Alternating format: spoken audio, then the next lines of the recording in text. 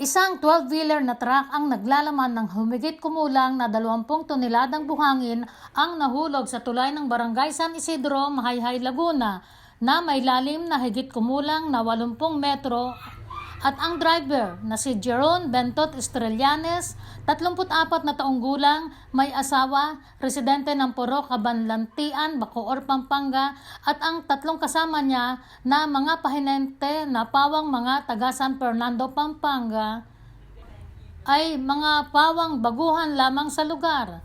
Ang buhangin ay galing ng Pampanga at i-deliver dapat sa poblasyon sa Mahayhay. Ang apat ay agad na dinala sa pinakamalapit na hospital upang mabigyan ng paunang lunas. Nabisuhan muna ang lahat ng motorista na dumaan muna pansamantala sa bayan ng Liliw upang hindi na maabala pa. Patuloy ang isinasagawang investigasyon ng mga otoridad sa pangyayari. Mula dito sa Mahayhay, Laguna para sa Eagle News, Alice Villanera, we live in interesting times.